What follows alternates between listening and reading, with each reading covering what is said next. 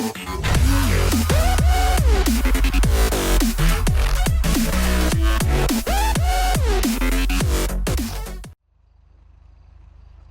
is going on today, guys? Tomcat here, and today we're back in GTA 5 with the latest update, and we're going to be testing the Liberator monster truck.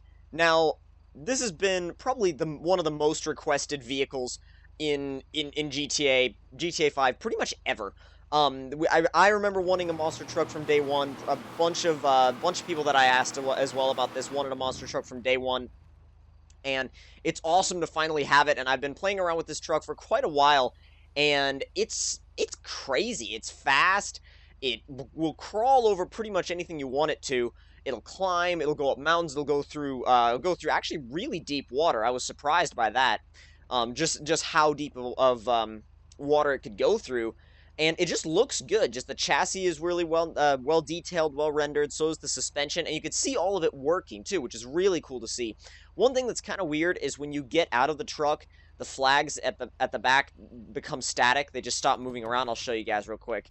Get out of the truck, and at least they were doing it earlier.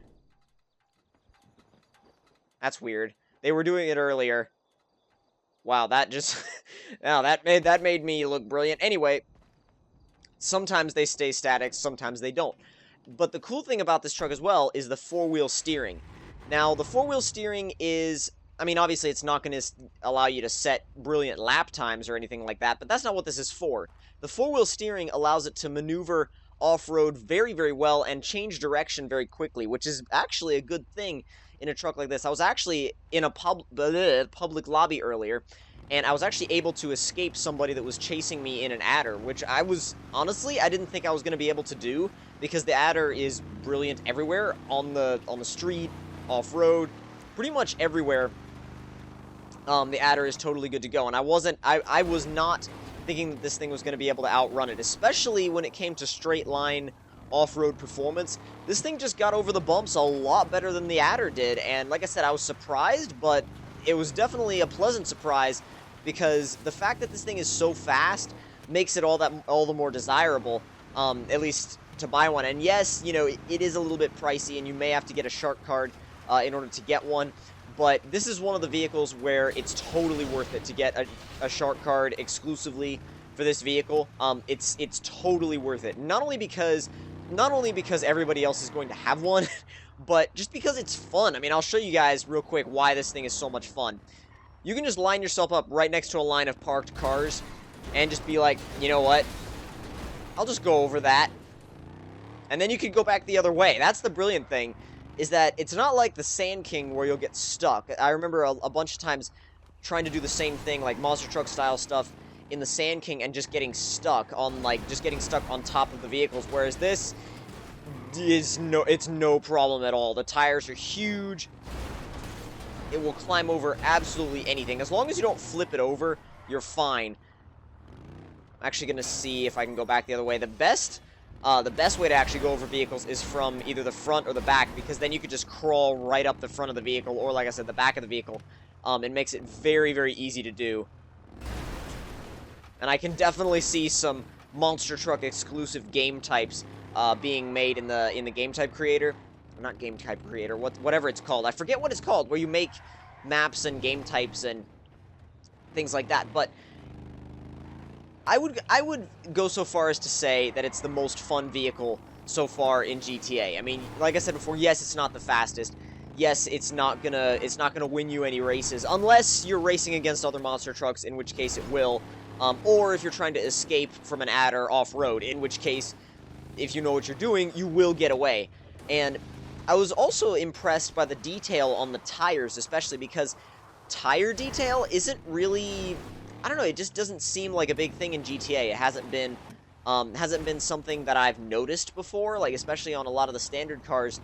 But this, you really notice it. I mean, you can see how knobby the tires are. You can see the detail of that. You can see them working. You can see the all-wheel drive system working, the shocks working. You can see really everything mechanically working on this vehicle, because you can tell that they've put a lot of effort into it. They put a lot of effort into it. They put a lot of time into it, and it really shows. It really comes out in in everything that this truck does. And I'm going to go ahead and see what kind of airtime we can get out of it. Plunge in and go! Not as much speed as we could have gotten, but that's the other thing about it, though. It lands extremely easily, actually. It's very easy to land. I mean, number one, because the vehicle itself is so, well, not the vehicle body, but the tires make it so wide that even if you land, you know, like on the side of the truck, it'll still just bounce back and you'll land right on your tires again. It's that easy to land. And I was originally surprised by that, but then I realized that it kind of makes a lot of sense that it's just really easy to land.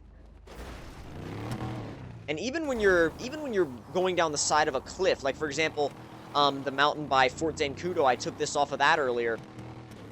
And I mean, yeah, it tumbled all the way down, but by the time it got to the bottom, there was nothing wrong with it. That's the other thing about this thing, is it's so tough. It's so strong. The suspension, I remember, like I said, I threw it off the side of a mountain, literally, and none of the axles were bent in, none of the wheels were bent in.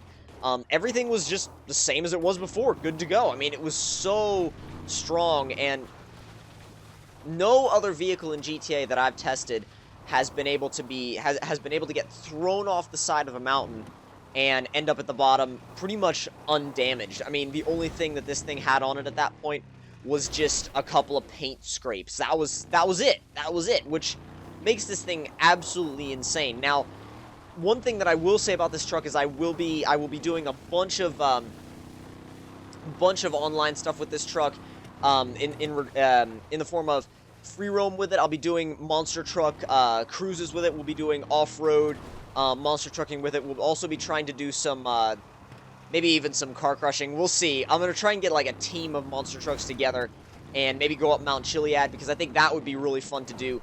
And just to mess around with these things. I mean, even to get two of these like in an arena together and have them just kind of battle it out with each other, I think that would be hilarious. So definitely have a lot of plans for this thing, and it's probably going to end up being one of my most used vehicles in GTA, if not my #1 most used vehicle. It's definitely going to take over from my Sand King, because my Sand King was kind of like my...